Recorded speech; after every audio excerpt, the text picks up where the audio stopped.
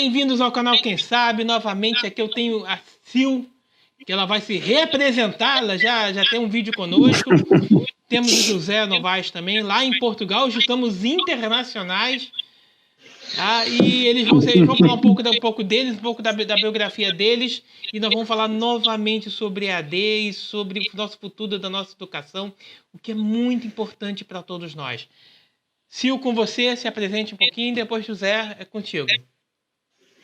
Oi, Marcos, oi, José, tudo bem? Prazer estar aqui com vocês de novo.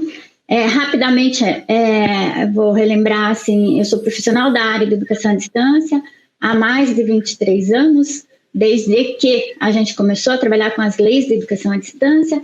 Eu sou especialista em tecnologia e educação e hoje trabalho com a ferramenta, o software Moodle, por opção. Eu sou uma Moodler do Brasil, né? O José Novaes vem acompanhando a educação à distância e tudo que acontece aqui no Brasil, junto com a Tidral, e gostaria que você se apresentasse brevemente, professor. Boa tarde, Brasil. Sou José, sou português e já tive a felicidade de viver no Brasil. Vivi na Era Cola durante mais ou menos 7 anos e vou muito frequentemente ao Brasil. Numa dessas viagens conheci aqui a nossa amiga Sil, super simpática, juntamente com toda a equipa da Moodle no Brasil. Fui sempre super bem recebido por esse time. Penso que conheci-os todos no Moodle em São Paulo, no Moodle Event em São Paulo. Eu estou na educação à distância de maneira indireta, no fundo, porque desde 2005 que fiz um desafio no sentido de representar a empresa Ritexplica, que é uma empresa de origem sueca, nos países de língua portuguesa, começando em Portugal e depois passado alguns anos no Brasil. E, portanto, continuo nesse contexto, continuo, digamos, com a promoção da empresa e com a comercialização dos produtos. A Ritexplica é uma empresa que começou em 2009, foi uma empresa pioneira na área da acessibilidade, sobretudo na área de TTS, ou seja, Text to Speech, texto para áudio. Foi começada por dois suecos, um deles invisual, colegas da faculdade, que resolveram na altura, que tiveram a ideia de criar um leitor de tela online, ou seja, em vez de ser um leitor de tela que se descarregava nos computadores, como existia na época, um leitor de tela que era na cloud. E seguiram sempre nesse princípio. O diretor, essas duas pessoas continuam ainda na empresa, um como diretor e o outro como diretor técnico, portanto continuam desde esse tempo. Só que a empresa agora tem cerca de 200 pessoas e está instalada em diversos países, tem centro técnico na Suécia ainda, área comercial sobretudo na Holanda, tem também mais um centro técnico na Coreia e também equipas nos Estados Unidos e mais uns 15 países. Tem atualmente 10 mil clientes, só para dar uma visão, tem 10 mil clientes em 65 países, portanto é uma empresa que cresceu imenso, mas sempre centrada no text to speech, ou seja, tudo o que seja transcrição de texto para áudio faz em qualquer circunstância, inclusive mais recentemente também desenvolve, além das vozes que são usadas por vários clientes ou várias instituições, desenvolve vozes personalizadas, ou seja, são vozes que uma empresa, uma instituição, se quiser só aquela voz para ela, que a identifique, pode também fazê-lo. Isso é uma coisa mais recente, porque no passado desenvolver uma voz demorava muito tempo, demorava 1 ano ou mais. Neste momento, com a tecnologia, com a chamada inteligência artificial, é mais rápido e com igual qualidade ou até mais. Pronto, basicamente eu sou de profissão engenheiro informático, mais antigo que qualquer dos dois. Fui dos primeiros engenheiros informáticos cá em Portugal, porque na altura nem sequer existia informática em Portugal. Eu fui para a França, depois fiz o meu percurso em França há bastantes anos e como empresa francesa fui para o Brasil também, felizmente, durante 7 anos, onde tive uma boa vida e um bom tempo.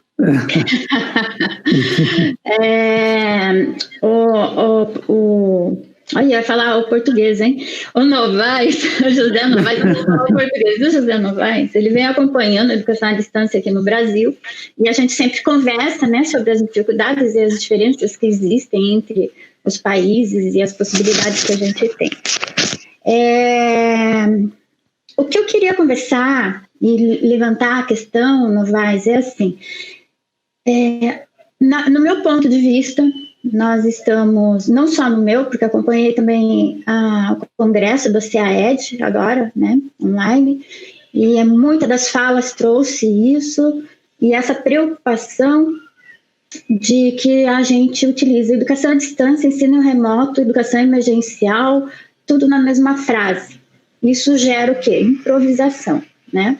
E eu quero levantar esse tema porque eu acho que a gente não pode mais ficar improvisando, né? Nós temos as ferramentas, nós temos software, nós temos condições, metodologias para que a gente faça acontecer de fato uma educação à distância, né?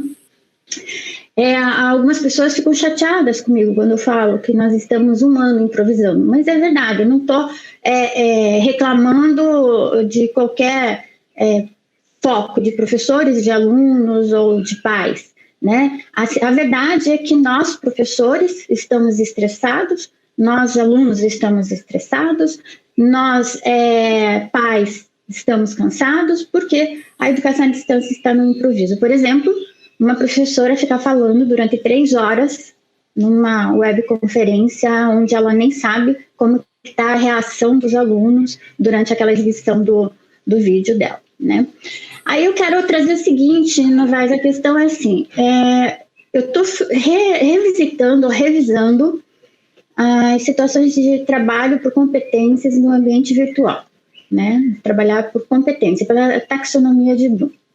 Isso em busca de melhorar uma metodologia mais efetiva, não tão jogada do presencial na educação à distância. E nisso eu pesquisei algumas ferramentas, estou pesquisando algumas ferramentas para que a gente leve isso a um outro patamar, né? A gente leve isso à qualidade. Quanto à questão, por exemplo, né, de acessibilidade e inclusão, que hoje nós não estamos fazendo, nós temos ferramentas, nós temos muitas ferramentas. Uma delas é o ReadSpeaker. Nós temos outras que eu fiz o levantamento para crianças com dislexia, crianças com baixa visão ou adultos com baixa visão, a questão da inclusão em línguas, todas as línguas possíveis, né, para os nossos alunos. E é isso que eu queria trazer, Novaes. Qual que é a tua perspectiva, ou qual que é a tua visão a respeito da nossa situação aqui no Brasil, né, que provavelmente é um pouco diferente da situação de vocês. Não tanto, porque eu já pesquisei também, e existe também um problema aí na questão da educação à distância. Qual que é o teu ponto de vista sobre essa questão que a gente teve em 2020 a respeito de educação remota, emergencial, e um pacote de improvisações, descartando tudo que a gente pode usar, né, não está sendo usado? Sim, olha, a minha visão é que em relação a Portugal, em relação aqui à terrinha, que tem muitas coisas boas também, mas na ensino à distância está a léguas de distância do Brasil, ou seja, no tocante à educação à distância, daquilo que eu conheço, daquilo que eu presencio, o Brasil está muito mais avançado, tem muito mais experiência, pode não ser em todo o país, pode não ser em todos os locais, pode não ser em todo o lugar, como o Brasil também é um Brasil muito diferente, tem muitos Brasis dentro do mesmo Brasil, mas a terrinha aqui está muito mais atrasada, não só a terrinha, mas com países muito desenvolvidos. Eu digo isso até por comparação com os meus colegas, que estamos em 65 países, temos reuniões conjuntas, e me apercebo, por exemplo, o Japão é um país que o AD não existe, praticamente, daquilo que eu sei, e é um país super desenvolvido. Portanto, se calhar deve ter sido apanhado nesta pandemia muito mais desprevenido. Já os Estados Unidos é o contrário, é o país talvez daquilo que eu conheço, do que me é dado a conhecer. Estou sempre a dizer do lado da ReadSpeaker, portanto, do lado que me é permitido conhecer, deve ser talvez o país talvez mais avançado. E o Brasil está na ponta nessa área, muitas instituições estão na ponta nessa área. Aliás, basta dizer que, só comparando isto agora, pode ser um exemplo, mas é bem... Eu acho que é uma realidade que mostra muito bem. O CAED tem quase 2.000 pessoas, 1.800 a 2.000 pessoas. Existe aqui um CADzito, uma coisa pequena aqui em Portugal, de 2 em 2 anos, não é todos os anos, e tem talvez 300 pessoas, 400, das quais são 250 online via Brasil e mais 50 brasileiros, de 50 ou 60 brasileiros presenciais, ou seja, das 400 pessoas que participam, talvez 300 são brasileiras. É só para dar uma ideia que realmente o ensino à distância aqui não só não é muito usado, mas também as pessoas não estão para aí viradas, é um ensino mais tradicional. Portanto, aqui ainda tem que remar muito mais que no Brasil. Isso é só, portanto, a minha visão assim, digamos, não sou expert na área, portanto não sou de todo expert, é só o que eu presencio dos eventos que eu participo e dos contactos que eu tenho, portanto não é uma visão, digamos, é só apoiada na minha experiência, não é apoiada em nenhum estudo que eu tenha feito. Curiosamente, há muitos brasileiros que vêm estudar EAD em Portugal, nem sei porquê. Pois é. Mas será que não é uma coisa, então, de questão de terminologia?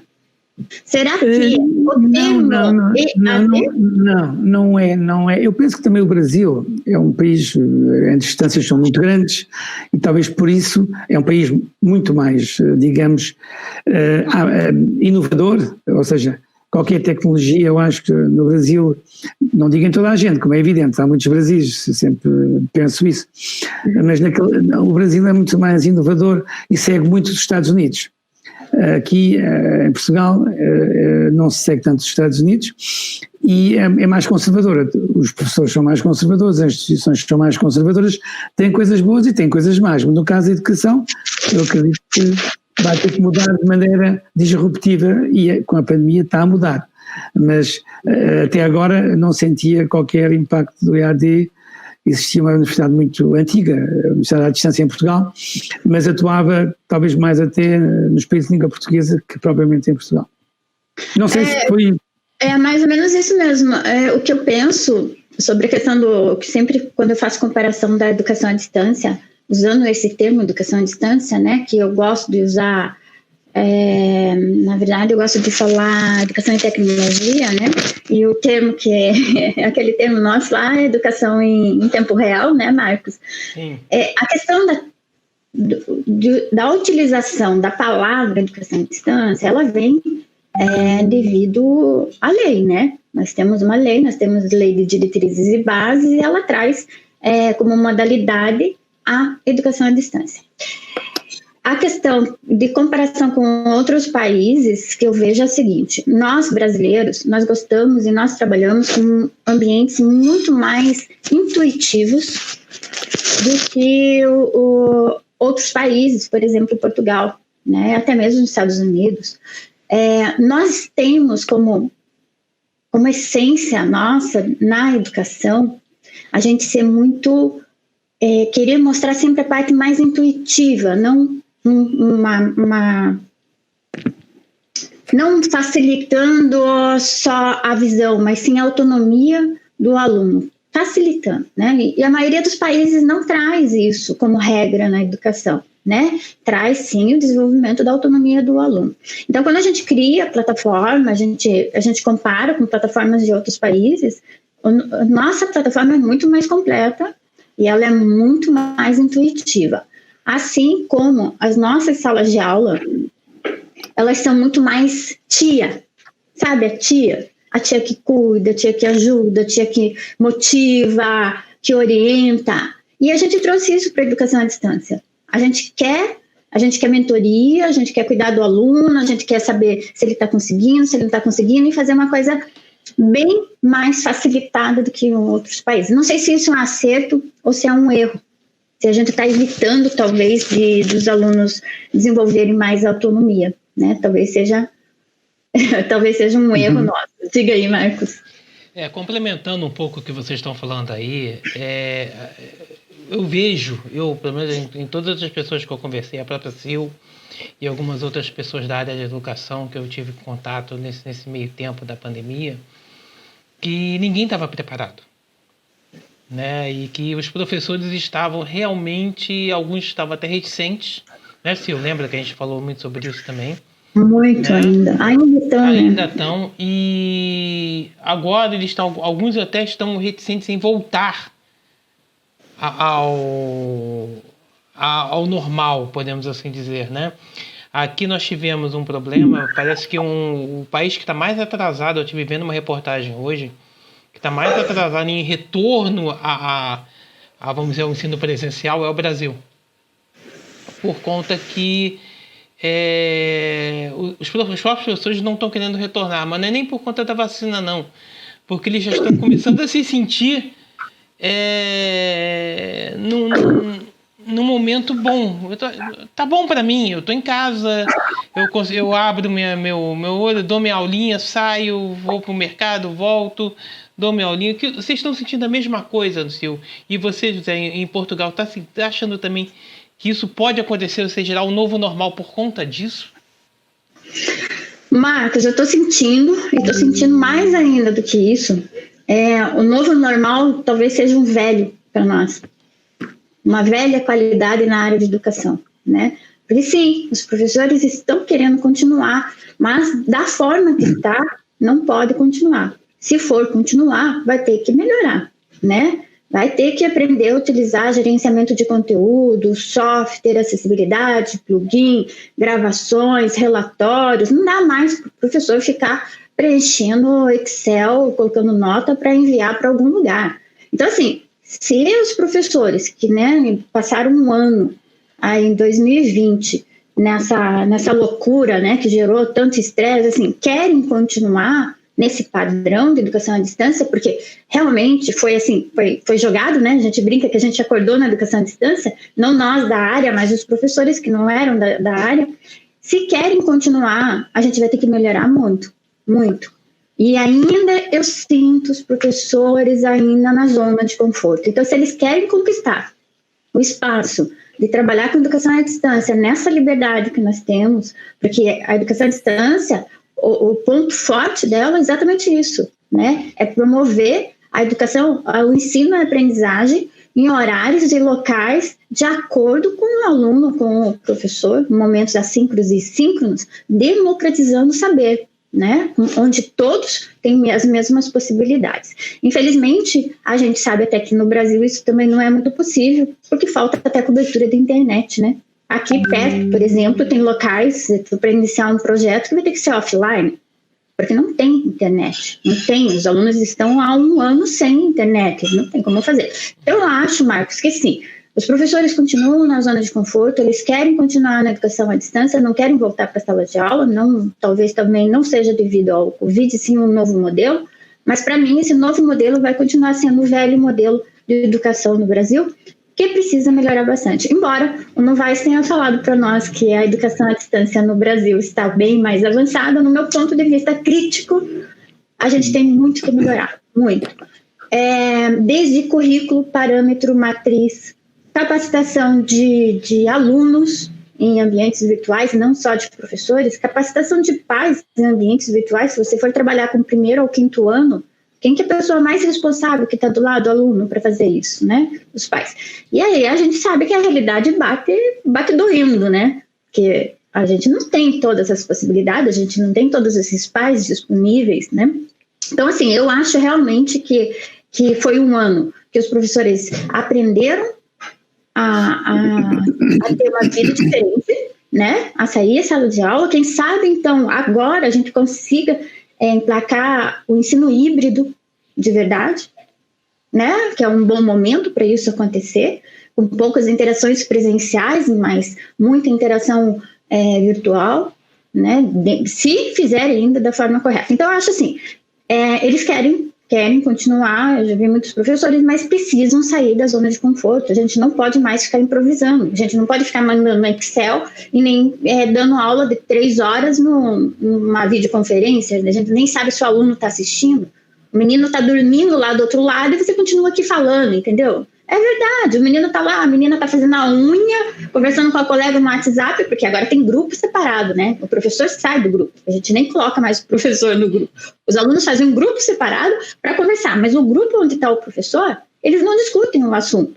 Então, o que está faltando? O discurso é muito longe, né? Porque a educação à distância é muito bonita, mas quando a gente vira aluno e professor, o discurso é diferente, as relações são diferentes. Por que existe... Na sala de aula do professor, no grupo do professor, não tem discussão sobre conteúdo? Por que no grupo que só está os alunos tem discussão no conteúdo? Né? Por que um professor ainda tem que manter o modelo de ficar lendo ou falando durante 3 horas para um grupo de pessoas, de crianças ou de adultos que nem vão abrir a tela, porque às vezes a internet, né, não está funcionando direito, e o professor nem sabe se ele está falando para alguém, né? Essa é a pior parte. Que às vezes de 30 alunos tem 3 alunos ali. Essa é a verdade. Essa é a pura verdade. Me desculpe os professores, mas assim, precisamos mexer, precisamos ir para frente, precisamos aprender mais, pegar mais software, estudar, então vamos fazer educação à distância? Vamos, mas vamos fazer da forma legal que aconteça, né? Emitir relatório, acompanhar aluno com analytics, inteligência artificial, a gente tem tudo isso na mão, basta a gente estudar e configurar, né, para que isso funcione. Lá em Portugal, né, ô Novaes? Lá em Portugal... Novaes, eu estou ouvindo. Não vou interromper assim, né? Duas razões. Porque as minhas opiniões, não é humildade, são apenas da observação que eu faço, das conversas que eu tenho, não são fundamentadas em pesquisa nenhuma, nem nenhum relatório que eu tenha lido. Mas eu não vejo da mesma maneira, em Portugal, na terrinha aqui, eu sou um pouquinho, penso que é um pouco diferente. Eu acredito que a pandemia mudou muito para melhor e vai mudar e vai influenciar muito nas empresas, ou seja, as empresas, algumas já estavam atentas, outras não, elas perceberam que podem trabalhar de maneira diferente. E as pessoas viram como muito cómodo, podiam trabalhar também de casa, ou não sempre na empresa, ou trabalhar de maneira diferente. Eu penso que aí vai haver uma mudança radical muito grande e vai realmente acontecer. Na educação corporativa, talvez também um pouco, porque é um pouco diferente, depois mexe com pessoas que estão também nas empresas e que normalmente estudam, talvez até aprendem fora do horário, etc. Aí também acho que vai haver uma mudança. Na educação convencional, eu não estou tão seguro. Eu acho que os professores estão cheios de saudade, voltar à velha aulinha, ao esquema tradicional, que eles ensinavam ninguém via, o que eles diziam não era escrito nem gravado, enfim, eu acho que eles estão cheios de saudades, eu posso ser até, não estou a dizer que seja maldade nenhuma, acho que estão cheios de saudade de voltar ao método que eles tinham antigamente, porque eles têm-lhe dado muito, mas não estavam nada preparados, nem sequer tinham ambientes propícios. E então, o que aconteceu deu-lhes muito mais trabalho do que no passado. E depois tudo fica escrito, tudo fica gravado, tudo fica possível de ver de novo.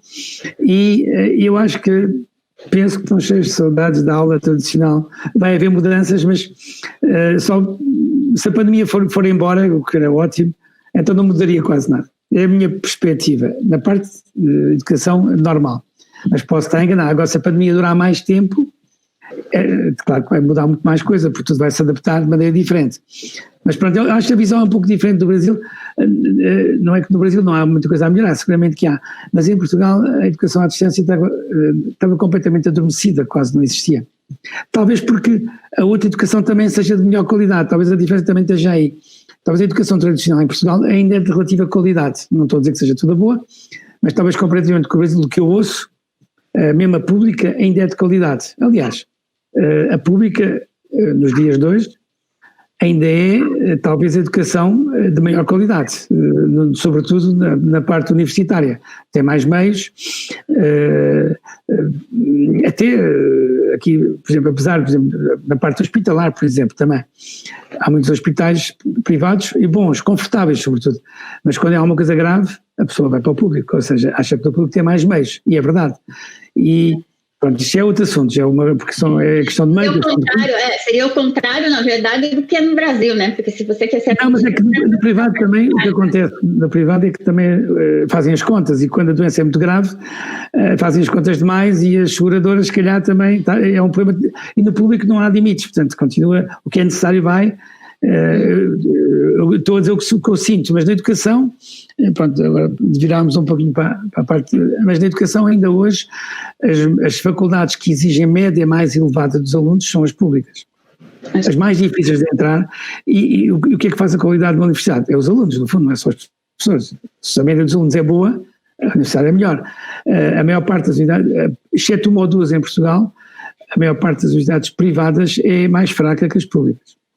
Só tem uma exceção, diria, penso que a católica, o resto, todas as outras são menos conceituadas que a pública. Eu acho que você colocou uma coisa importante, José Novaes, português. Você colocou a questão da educação corporativa. Nós temos, assim, para nós, da educação à distância, Quando eu estou em projeto de educação corporativa, a diferença com instituições de ensino é enorme do que acontece. As instituições, sim, elas se prepararam melhor durante o ano e elas estão aplicando melhor a educação à distância, né? Dentro da capacitação dos funcionários, dos colaboradores, etc. E quando eu falo para vocês do velho normal, é justamente isso. Diferente do que o português falou, eu posso te chamar de português? No Brasil já me chamaram tantos nomes, por tudo. Estou a tomar. Manuel Joaquim. Manuel Joaquim. Então, eu acho assim que diferente do Brasil, né? Por isso que eu falo do velho normal, eu sou muito crítica com a nossa educação brasileira. A nossa qualidade do ensino público é péssima, Você vai fazer nivelamento de alunos do 5º ano, eles não sabem ainda as 4 operações básicas nem ler e escrever na escola pública, né? Eu vou tirar o universo da escola particular nessa questão da educação à distância, se os professores vão voltar ou não, porque a escola particular que eu tenho visto, agora, nos últimos 6 meses, eles estão investindo em tecnologia, em ferramentas, em consultoria, ainda meio que conhecendo, mas estão investindo. Então, as escolas particulares para o ano que vem vai ter uma melhora, com certeza. Agora, as escolas públicas, dá um desespero, gente. Porque assim, se volta para a sala de aula, a gente vai voltar para o velho normal. O novo normal seria a educação à distância, mas daí com a qualidade do velho normal? Vocês estão entendendo no que eu quero chegar? Que nós temos que nos empenhar novamente em reaprender. Quando a gente fala, a gente conversa sobre sai da caixinha, é isso. A gente não pode deixar essa oportunidade de melhorar a educação, ela passar de forma vazia. E o ano que vem a gente voltar para o novo normal, ou velho normal, ou qualquer outro normal que exista, mas sem qualidade, sem usar as tecnologias que a gente tem, né? A ferramenta do ReadSpeak, por exemplo, eu pretendo usar no próximo projeto para atendimento dos alunos que não têm internet, né? O offline. Porque daqui a um pouco a gente vai ter que fazer o híbrido, porque na metade do ano que vem provavelmente a gente já possa ter encontros com essas crianças, mas essas crianças hoje não estão tendo educação à distância porque não tem uma ferramenta. Opa, existe a ferramenta, então vamos pôr essa ferramenta para essas crianças poderem estudar, né? Tem arquivo offline, pode baixar arquivo de voz, pode fazer a leitura em tantas línguas, diversas coisas que a gente consegue fazer com as ferramentas de inclusão, até mesmo a questão da acessibilidade e inclusão em si, né? Da baixa visão, a gente tem a ferramenta, a gente tem aplicativo, app que trabalha offline, o Mudo tem um app, né, que é o mobile, que eu posso colocar todas essas atividades, dependendo do plano que eu coloco ali, e a criança acessar offline. Então é isso que eu estou falando, existe muita coisa que a sociedade educacional, quando eu falo isso, eu falo professores mesmo, desconhece porque ou não tiveram contato, ou não foi tempo suficiente, 1 ano, mas eu não gostaria mais do ano que vem escutar na mesma frase educação à distância, ensino emergencial, educação remota, isso tudo me dá uma alergia até, me dá um mal-estar, gente. A gente tem muita coisa boa para fazer, né? Então, assim, pacote tudo e vira improvisação. Já pensou se a gente foi para improvisação em 2021? O que serão dos nossos alunos? Se muitos não aprenderam? Pegando um pouco do que a Sil falou, Novaes, passando um pouco para você, você concorda comigo que falta então um pouco de padronização? Ou seja, você tem hoje 300 bilhões de ferramentas no mercado. Tá, você tem o Google Meet, você tem o Google Classroom, você tem o Meebo, você tem o da Microsoft também, o Teams, que várias escolas estão usando.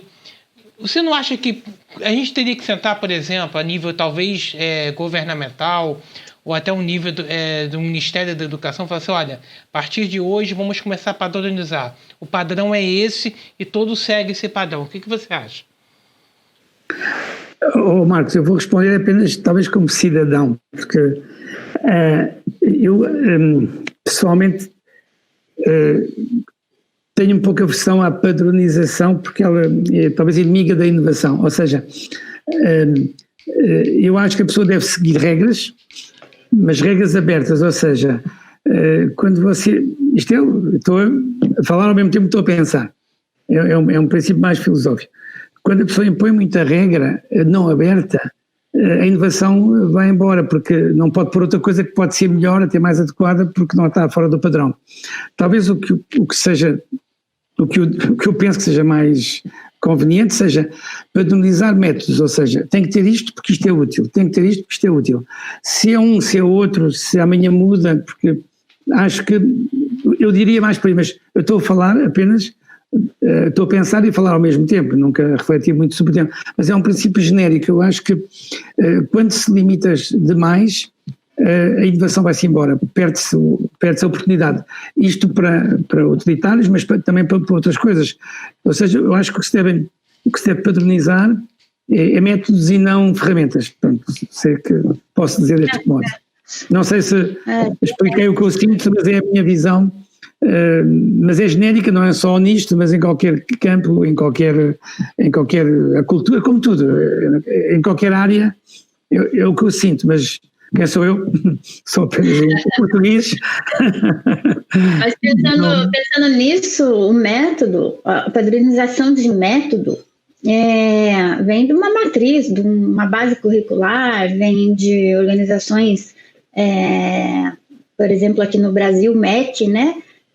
Condições, mas eu acho o seguinte: você prefere padronizar algo como colocada no ambiente robusto e falar aqui que a gente trabalha, aqui emite os relatórios, aqui, mas você pode aplicar o seu modelo de sala de aula e sua didática, mas é nesse espaço que você vai trabalhar, né?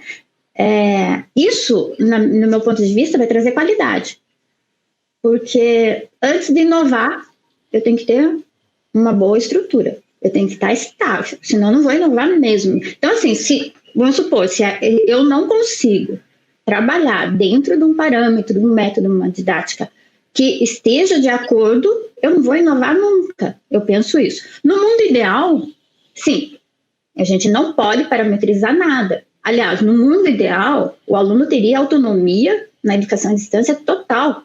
A criação, o tempo de aprendizagem, os gatilhos de aprendizagem, os tempos, as formas, os sinais, ele seria totalmente autônomo. Mas a gente não consegue fazer isso e a gente não consegue inovar, porque falta a organização. Isso, do meu ponto de vista, aqui no Brasil. Em Portugal, eu acredito realmente, pelo que eu andei lendo, que vocês estão um pouco mais organizados e a inovação acontece por conta disso. Mas no Brasil, eu acho que a gente precisa primeiro se organizar para depois tentar inovar, porque a gente sempre vai redescobrir a roda, né? É aquela história assim, por que eu vou colocar uma piscina na minha casa se eu não conseguir nem fazer a instalação de luz ou de água, né? Então, eu não tenho nem chance de inovar, de trazer alguma coisa diferente. É um ponto de vista bem crítico, né, Novaes? Mas, por exemplo, o uso da ferramenta do ReadSpeak no Brasil, que a gente quase não tem, né, em plataformas educacionais. E daí a pergunta é, por que a gente não tem, se ela organiza todo o conteúdo, se ela ajuda, né? Mas o que eu quero dizer é assim, por exemplo, pode ser, digamos, parte do método, que é útil ter uma ferramenta text-to-speech, por exemplo. Qual delas é a que for melhor ou que for mais adequada para aquela organização? Ou seja, ter uma ferramenta em que possa haver uma videoconferência, como nós estamos agora a fazer. Qual delas é? Talvez não seja importante designar. É que na altura for mais apropriada para o caso em questão. Não sei se me faço entender. Ou seja, a priorização se limita a dizer o que é útil e o que não é, mas qual é o detalhe, qual é a usada como, não me parece. Mas isto eu estou só a falar sem ter pensado nisto antes. Isto é uma visão agora de momento, não é nada que eu tenha refletido. É talvez baseado na experiência na experiência de vida, praticamente, em que tudo o que é demasiado para metade, a pessoa depois limita que apareça que se use coisas mais adequadas só porque sempre se usou outra, não sei se, ou porque é proibido usar outra, até mais por aí. É como quase, agora, fazendo um paralelo entre, por exemplo, ferramentas gratuitas e pagas, existe eu acho um complexo muito grande, às vezes uma ferramenta, a gratuita é melhor, será que é? Porque nada é gratuito na vida, portanto, tudo tem um custo. Não existe almoço grátis. Como?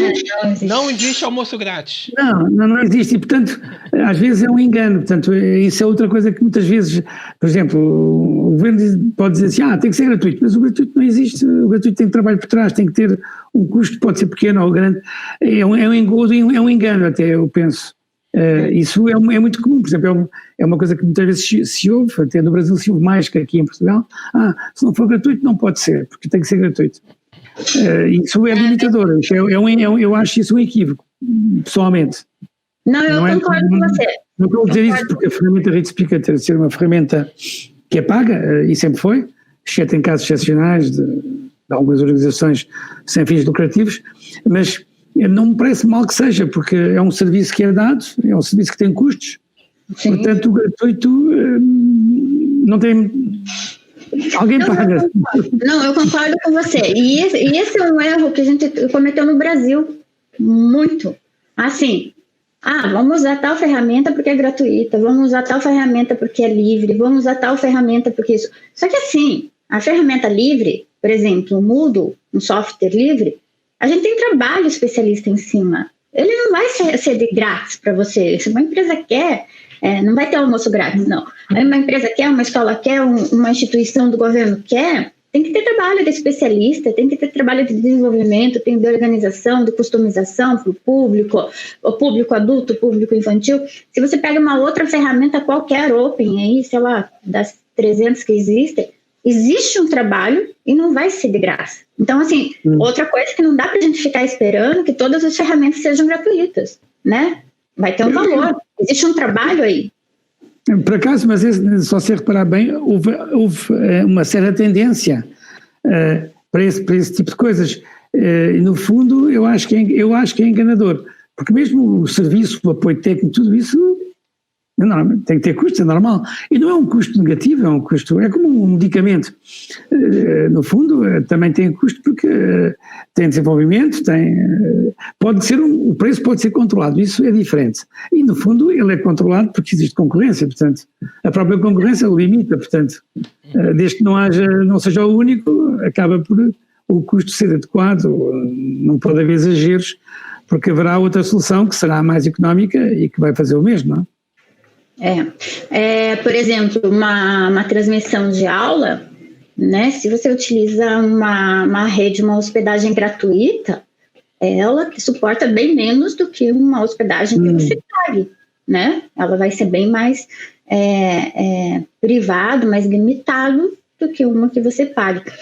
E você falando isso, eu pensei aqui comigo assim, então se nós vamos investir numa educação à distância, né, entendendo que, mesmo que eu utilize uma ferramenta livre, ela vai ter um custo, seja para quem vai desenvolver, o especialista, para quem vai utilizar, para quem vai administrar, nós, então, precisamos de investimento. Nós precisamos investir. Se a gente quer uma educação, a gente quer continuar, então, a trabalhar com educação à distância, nós vamos investir em nossas ferramentas para que a gente faça o trabalho acontecer de fato. Eu falo isso... Novaes, eu não sei se você já viu uma coisa dessa acontecer. Eu já vi. A gente tem que fazer o que você disse, organizar as metodologias, talvez padronizar algumas metodologias e não o nome das ferramentas que vão ser utilizadas, né? E sim um comportamento novo. Eu já vi várias vezes professores dando aula agora na educação à distância, virtualmente, e alunos assistindo aula virtualmente, saindo do corporativo de novo, porque no corporativo é diferente, né? O cara tá ali, tá trabalhando, tá ganhando para fazer aquela capacitação. De certa forma, ele meio que é obrigado, ele vai fazer para se desenvolver. Agora, já nas instituições, não. Cara, é muito triste você ver como está acontecendo, porque o professor começa a fazer uma transmissão lá e daí começa a entrar muitos alunos, a ferramenta não aguenta, cai, trava.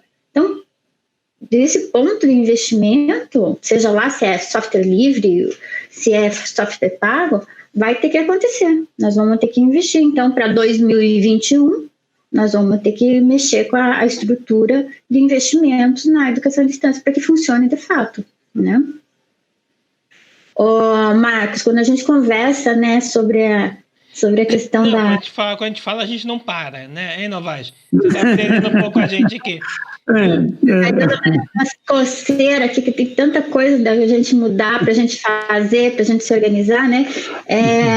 Falando rapidinho do projeto que eu vou usar, o Read Speaker, é um grupo no município. Esse município, teoricamente, trabalha com educação à distância, mas 90% dos alunos, durante o ano, não conseguiram acessar a internet, não têm condições e não podem ir até a escola para fazer isso. Então, eles trabalham com materiais impressos, né? Os professores imprimiram algumas coisas. E esses alunos são alunos pequenos, meninos, né? São os teens. Aqueles que chegam na adolescência, os maravilhosos que chegam na adolescência. Então, tem educação infantil até o 5º ano. Me diga se vocês acham realmente que uma criança de 12 anos, de 10 anos, vai ter autonomia de ir até um ponto onde tem internet para tentar fazer uma atividade da escola que ele não conseguiu fazer, ou se ele vai realmente estudar em cima daquele material em PDF que está ali. Entendeu? Os faz de conta que eles rotulam de forma que as pessoas podem achar que a educação à distância está funcionando plenamente no Brasil, né? Que é a visão do José Novaes. E nós aqui dentro estamos vendo que não é isso que está acontecendo. Não é? Se você for um pouquinho mais distante, eu sair um pouquinho aqui do meu bairro, aqui eu já vejo as dificuldades que a gente está tendo. Né? Talvez essa visão de fora do Brasil é uma coisa interessante para a gente pensar também, né? Se o Brasil está adiantado na educação à distância, então o que será do resto do mundo? Não, Cília, por acaso disse, é verdade que em termos de internet, apesar de eu hoje ter esse problema, eu vou só acender a luz, já estamos quase ficando noite, quase já não me vejo, só um segundinho. Não, sem problema. A educação em tempo real, né? Com certeza. Já está com mais luz. Não, eu estava dizendo que realmente em termos de condições, internet, etc., apesar do problema que eu tive há pouco, é melhor, é verdade, que no Brasil geralmente é melhor, mesmo até em São Paulo, eu sinto, agora está melhor, mas muitas vezes eu sentia quando ia visitar uma empresa que a internet falhava muito e pronto, além de toda a dificuldade, sobretudo para um estrangeiro, para conseguir uma net, tinha que ter passaporte, não é passaporte, tinha que ser residente, tinha que ter uma autorização. Felizmente agora está muito mais fácil, mas aqui há uns anos, aqui há pouco tempo atrás, para ter internet móvel era bastante complexo e eu lembro que nas empresas estava sempre a cair, agora acho que está um pouco melhor. Aqui felizmente já há mais tempo que está mais estável, não é tão mau assim, não é mau, e até preços penso que razoáveis. Mas a educação à distância é que não estava não era habitual, nunca foi muito, talvez porque quando as coisas, como foi no Japão ainda menos, e seguramente que a educação é de super qualidade, não estava na ordem do dia. E a educação é um país mais tradicional, onde as coisas não funcionavam tão mal, ou seja, as pessoas conseguiam ter um nível de educação razoável. Eu comparo com o Brasil, uma escola pública no Brasil não tem de tudo, por tudo que for no interior, não tem de tudo a mesma qualidade, até na parte de infraestrutura, é uma estrutura mais pobre, mais... Aqui em Portugal, desde que entrou uma coisa que se chama CE, recebeu mundos e fundos de dinheiro, é verdade, e que muitos deles foram aplicados na parte de infraestrutura. Outra infraestrutura que em Portugal é excelente é as autoestradas, não sei se alguma vez tiveram ocasião, mas a rede de estradas era excelente, já foi pior, mas agora quase que a pessoa pode escolher a autoestrada para um destino, às vezes vai para um, outra vez vai para dois, outra vez para 3 e vai para o mesmo ponto. Eu às vezes até me faz impressão quando vou para o norte, às vezes ando 5 minutos sem ver um carro, uma autoestrada de 3 pistas de cada lado e vou sozinho. Ou seja, a estrutura é quase sobredimensionada sem buracos. Então tem os buracos na educação também, né? Mas no passado, antes de entrarmos na Comissão Europeia, as áreas eram de um nível completamente diferente. Portanto, mas a educação não mudou muito, tudo mudou, mas a educação não mudou muito. Pronto, agora com a pandemia penso que vai haver digamos, um incremento da educação à distância, mas não estava na ordem do dia. Mas, por exemplo, o Japão, você falou Japão, né? Que lá não se usa tanto a educação à distância, ou aí também não. Mas utilizam tecnologias e tem internet. Sim, seguramente. Sim, então, quando eu falo que é uma questão de terminologia, é isso que eu trago. A gente utiliza a palavra educação à distância, mas na verdade o que a gente precisa é educação e tecnologia. E para isso funcionar, a gente precisa internet boa, a gente precisa de infraestrutura, a gente precisa de capacitação, a gente precisa de equipamentos, né? E talvez seja essa grande dor que eu sinto, né? Aqui no Brasil. Lembrar que uma coisa que é interessante, até o Novaes sabe isso também, isso também, nosso país é um país continental. Sim. Infelizmente, por exemplo, a gente consegue colocar a Europa inteira dentro do Brasil e ainda sobra espaço. Ainda sobram uns bois. Ainda sobram uns 2 pedacinhos ali para encaixar meio Portugal. Então, o que acontece? Isso aí também dificulta bastante. Você tem regiões internas no país em que você não chega à internet. Né? Tem esse projeto do Elon Musk que ele estava fazendo agora, de colocar uma rede de satélites para tentar fazer aquele Star One, se eu não me engano, não me lembro. Acho Sim. que é Star One, que é para você fazer toda uma rede de satélites. Isso aí é bastante interessante e pode capacitar o Brasil a melhorar a parte da educação à distância. Mas no momento atual, eu posso dizer o seguinte, de forma de infraestrutura, eu acho impossível você conseguir levar uma rede de alta performance, uma rede de alta qualidade ao interior do Mato Grosso, ao interior do Pantanal, ao interior lá em Porto Velho. Apesar que em Porto Velho, eu já estive em Porto Velho, a infraestrutura lá não é tão ruim assim não. Tá? Mas mesmo assim ainda é para poucos. Né?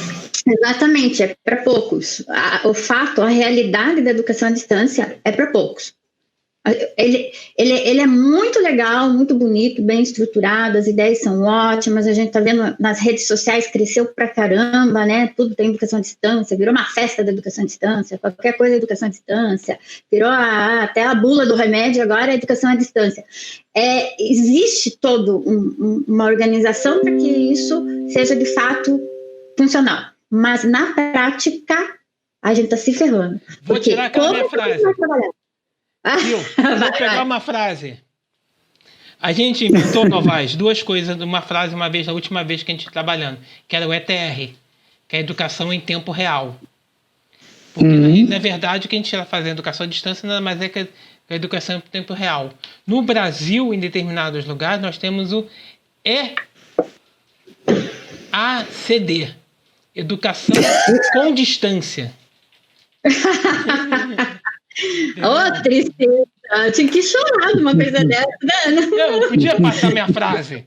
Minha frase de efeito? Claro que não.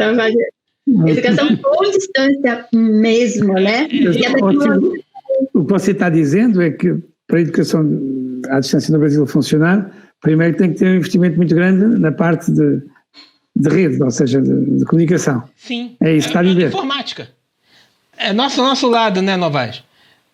Eu sou de 25 anos de TI. Mais de 25 anos de TI. Então, eu sou de infraestrutura. Então, é aquele negócio. A gente precisa ter rede. Sem rede não funciona. Sim. Ponto. Não.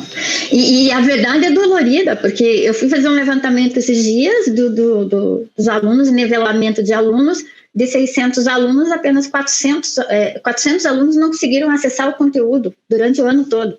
Né? Essa é a realidade, gente, tá na mão da gente. E a questão da tecnologia e a forma que essa tecnologia vai funcionar, por exemplo, estamos usando tecnologia de transmissão de aula e de conteúdo, gerenciamento de conteúdo, precisamos de internet para essa tecnologia. Então, se a gente não tiver uma internet boa, se a gente não tiver tecnologia boa, e vou mais longe, se a gente não trabalhar em cima de capacitação de professores, de alunos, e de paz, nós não vamos melhorar. Nós estamos reclamando na nossa educação fraca no Brasil durante anos. A educação à distância não é um potinho mágico que vai trazer qualidade do nada. A educação à distância precisa e merece investimento. Educação, como que é, Marcos? Educação com distância. Com distância, muita distância, né? Mas, por exemplo, aqui em Portugal, só para pôr no contexto de cá, em termos de internet até acho que está praticamente o país quase todo coberto, se não é com uma rede, é com outra, consegue. Mas o problema também não é só a internet, pois é preciso o dispositivo para aceder à internet, para aceder ao conteúdo.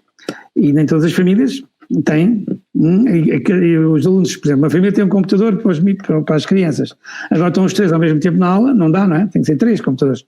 Portanto, em termos de tecnologia, possivelmente no Brasil, talvez ainda seja cedo, devido a todos esses conhecimentos, para uma educação à distância eficaz, porque não é só a internet, pois é preciso o dispositivo adequado para ler os conteúdos, para aceder, e se as famílias são numerosas, multiplicar por X, não é?